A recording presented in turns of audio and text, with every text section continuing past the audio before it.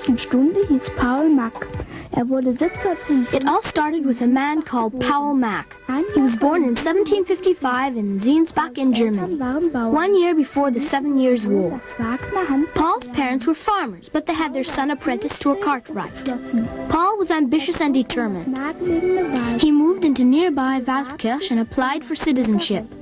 As a citizen of Waldkirch, Paul had the right to a field, a garden, and a cord of wood every year. On January 11th, 1779, Paul Mack married Anna Maria Imhoff and became the city cartwright. Following year, Paul Mack set up in trade on his own. Bereits 1780 machte Mack sich selbstständig.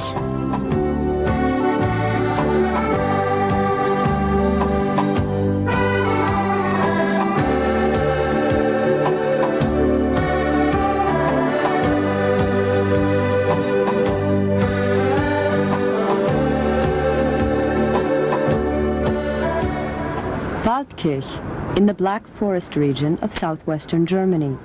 Since 1780, this has been the home of the Macks and their carousel and coach factory. 150 people work here, creating fairground attractions for the whole world. Paul Mack worked by himself, making sleds, farmers' carts, carriages. He enjoyed a boom when the age of the mail coach began. In the 19th century, mail coaches were the main means of travel. Their praises were sung by poets and novelists, but they were condemned as rattletraps by those who had to ride in them.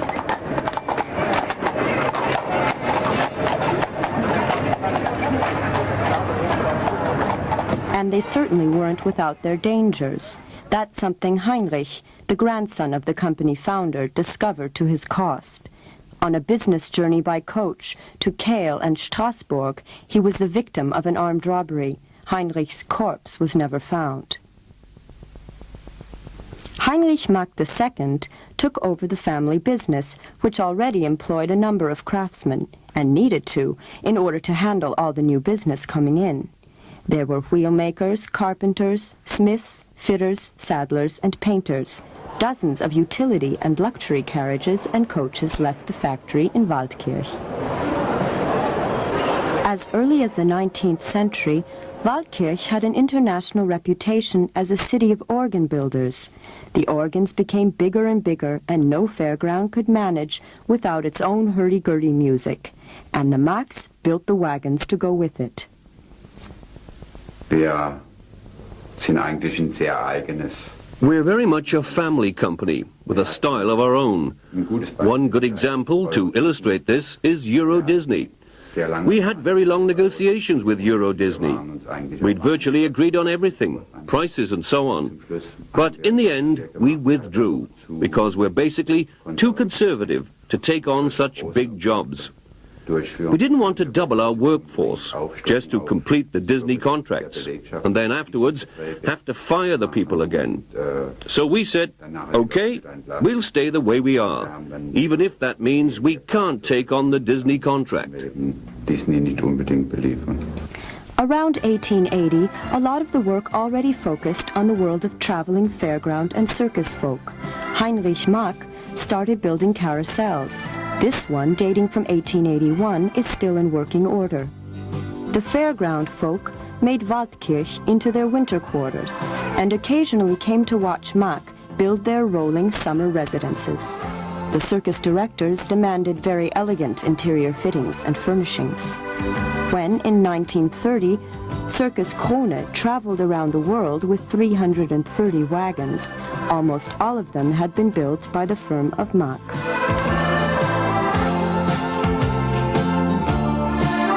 The world of circus, full of glitter and glamour.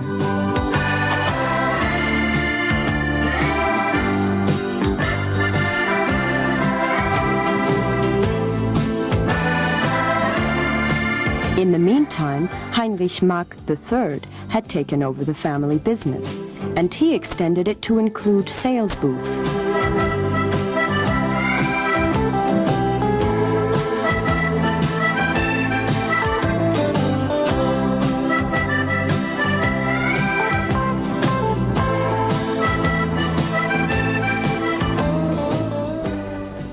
Ursprünglich haben wir Kutschen gebaut für... Originally, we built coaches for the postal authorities. Then we built wagons for circuses. In the 1920s, we started building vehicles for fairs and sale booths, wagons with Black Forest facades and so on.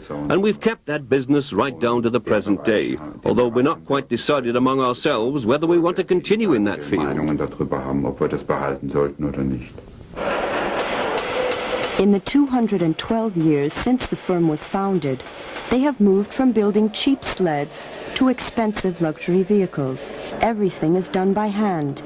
Every detail is discussed with the customer, is made to measure, and assembled perfectly.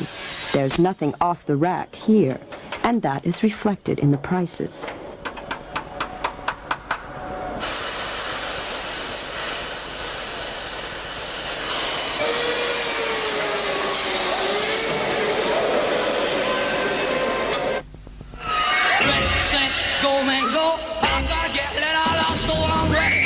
In the 1930s, Mack extended their range of products to include roller coasters and switchbacks, ghost trains, bumpers, amusements of all kinds.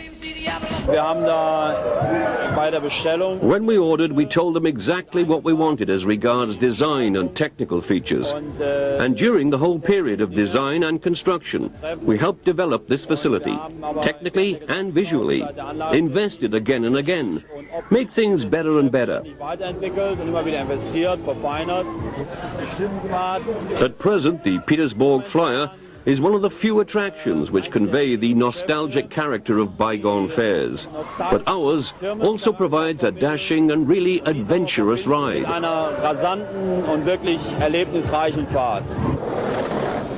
The basic concept of the Petersburg Flyer is 60 years old, as is the idea for this wooden helter-skelter.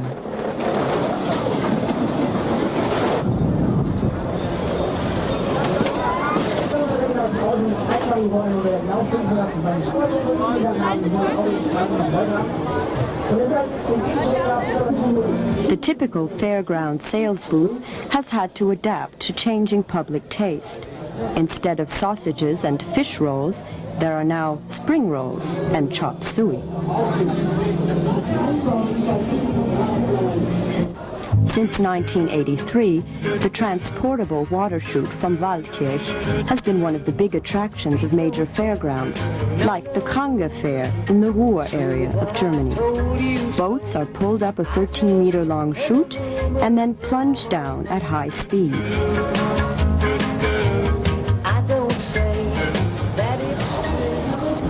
Die Wildwasserbahn, die Idee kommt von Amerika. The idea for the water chute comes from America. Several versions of it were built there before we took up the idea. We adapted the American version and built that particular type for quite a long time, before we came up with the notion of making it transportable. And up to now, we've built 3 units of this kind. Then came the next stage. We said, why always just travel forwards? Why don't we turn the thing round so that people can take a plunge backwards as well? And the result? You can see here behind me, almost half finished.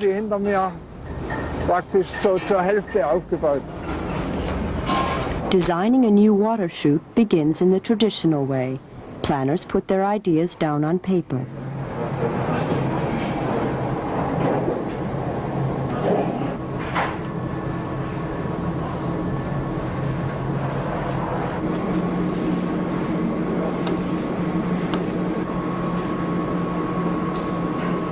Then, everything goes into the computer, for all the detailed work to be done with the help of mouse and menu. What appears on the screen here is a new water chute, with admission desk, entrance, and so on, the stations on which the boats are turned, and a scary ride in the dark.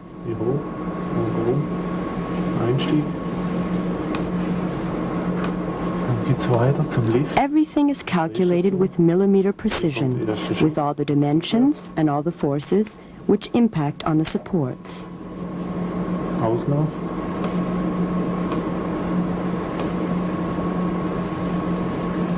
Das ist alles im Dunkeln hier im Bereich.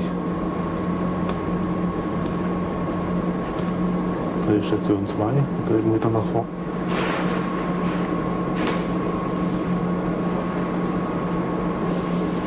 Then a model is made, all done by hand, of course, in typical Mack fashion, completed by the director himself, with the track,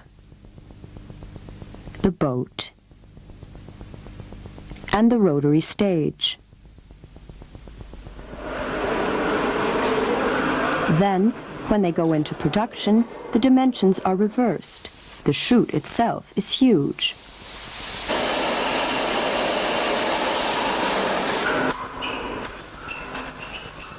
The individual components document a process of change. Right up into the 1970s, fairground rides had to be as light as possible and easy to assemble. Today, the components have to be large and complete, since they are transported on flatbeds and are put together by cranes. While welding and drilling are still going on here, the supports are already being painted elsewhere. The computer design has already been turned into a real admission desk. Electronics for the new track. All the wiring is done in Waldkirch, of course. Since the late 50s, Mack have been using polyester for their fairground equipment and facilities. The mats are placed in molds and then bonded.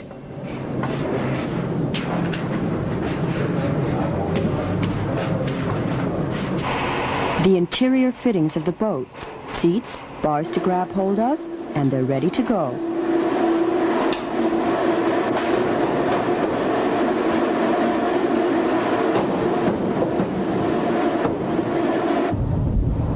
The chute components are given the final touches, wild stones for a wild ride.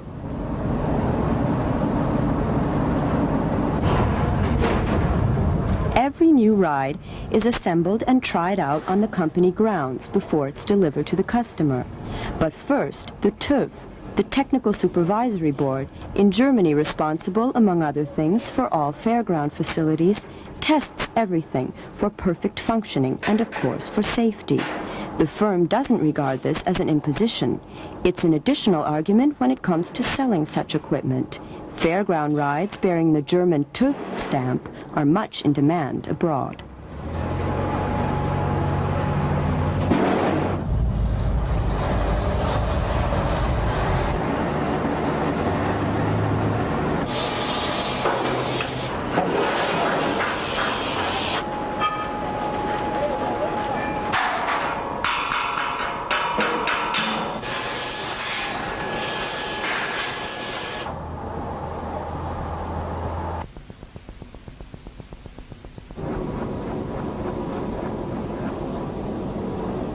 Früher war das so. In earlier times, and this is something the old man is fond of telling, everything was much simpler. Just let in the water and everything started moving.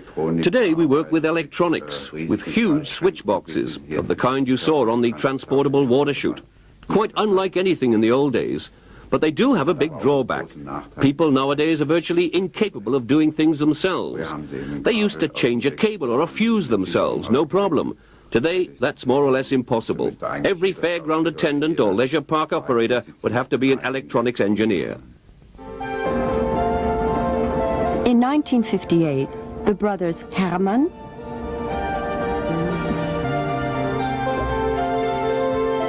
Willi, and Franz Mack took over the family business. Then, in the 1970s, it was Franz who set the company heading on its path into the future. He wanted to make an old childhood dream come true, a fairground of his own, with rides built by his own firm. In Rust, about 30 kilometers from Waldkirch, he thought he found the right place, an old park complete with castle. But he came up against a lot of opposition, from the authorities, banks, local residents, and even members of his own family. But Franz Mack stuck to his plans and was proved right. In 1975, the Europa Park was opened in Rust. Today, this amusement park attracts some 2 million visitors a year. It has a total area of some 500,000 square meters, and during the season, from April to October, employs about 850 people.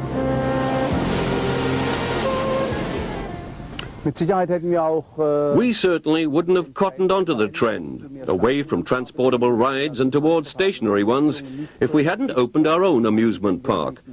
That helped us to identify changing requirements and then develop new products to meet them. Since opening the park, we've developed a whole new range of products. And companies who didn't do that went broke, or simply aren't in business any longer. oder sind nicht mehr im Geschäft heute.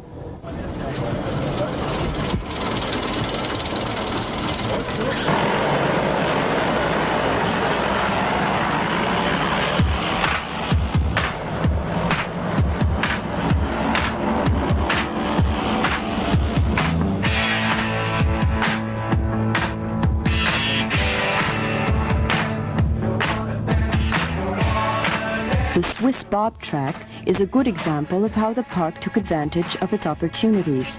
It was originally designed in 1951, but it wasn't suitable for transportation.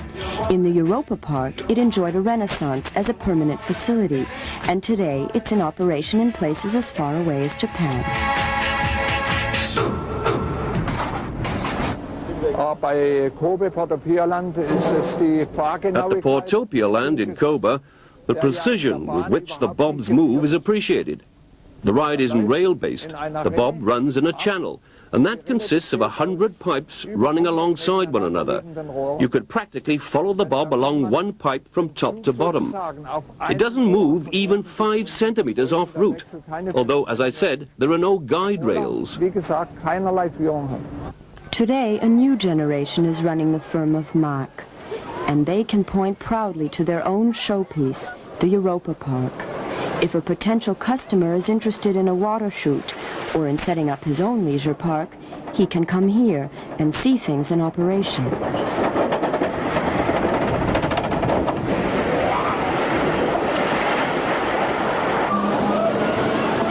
The Blue Gentian, originally a transportable ride, was modified to create a stationary version, one that can be adapted to a park of any size.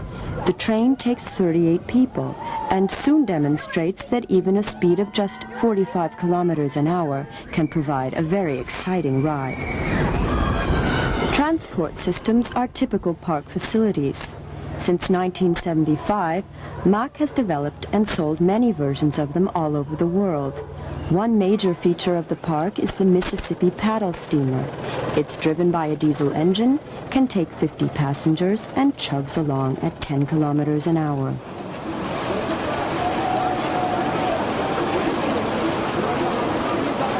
The monorail system here can operate with up to 50 compartments at any one time. 2,500 people an hour can pass through a park of this size.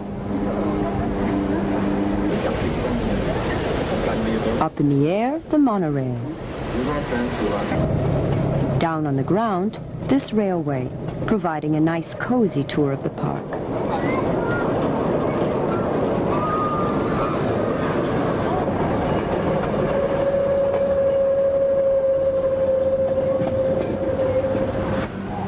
The vintage cars show that the Macks still pay very close attention to details and to historical accuracy.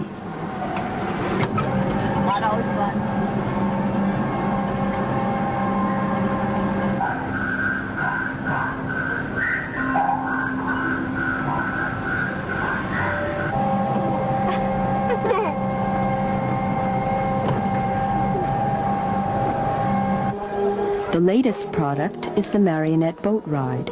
In small round boats, visitors can sail past life-size marionettes made in the German Biedermeier style. But not all the rides Mack have developed have sold well. The Alpine Flyer, which opened here in Rust in 1988, has remained a prototype.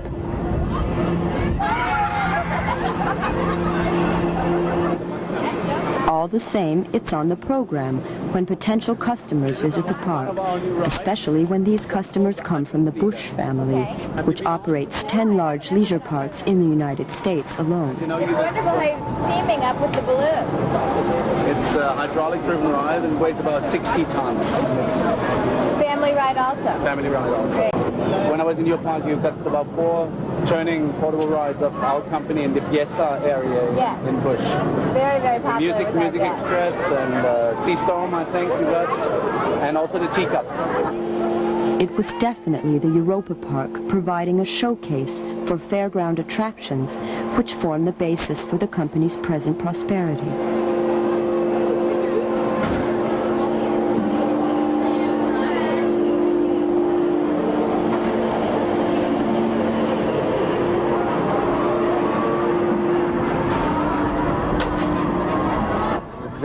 If customers set out to develop new rides, they're taking a big risk. They're investing millions without being sure whether the equipment will really work or not. But we can test things like that. We've got the experience. Sometimes it's been bitter experience. But our customers and the whole amusement sector have benefited. Our park has the advantage of being first in the market, and the customers have the advantage of a more mature product, one which naturally incorporates all the know-how gained the first time around, and so the whole industry benefits. There's also space for traditional, old-style fairground rides in the Europa Park, like the Cog Ride.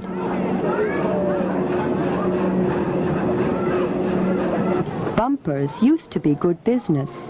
Mack have built 200 bumper stands. Today, they're too expensive. Customers can't recoup their investment quickly enough.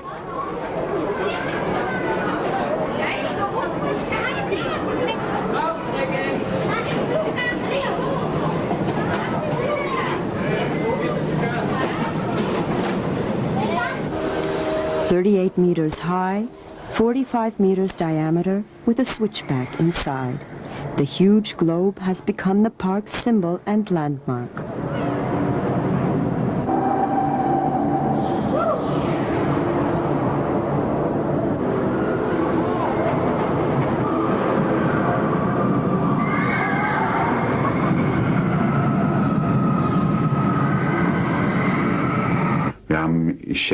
We've got 55 to 65 different products on sale.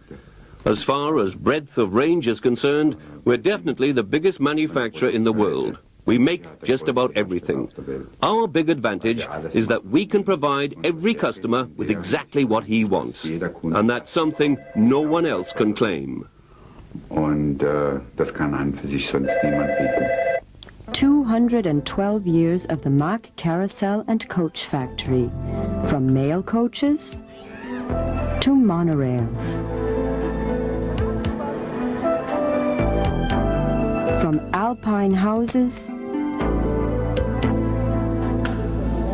to Chinese-style sales booths, from a mobile circus town to a stationary leisure park.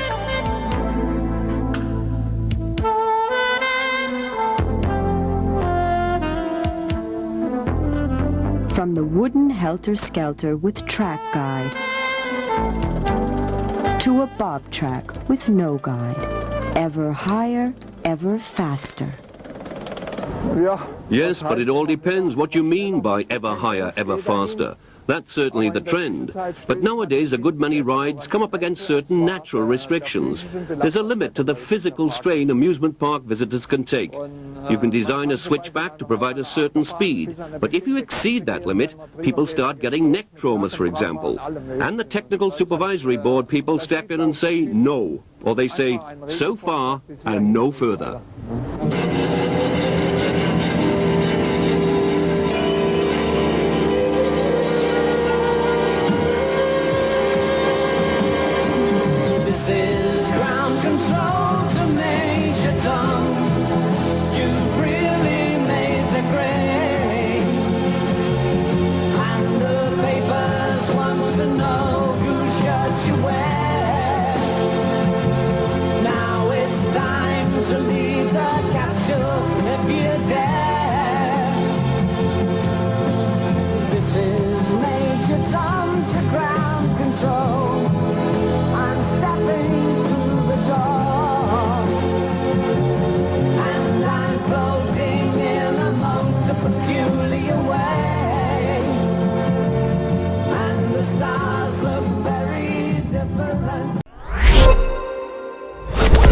different.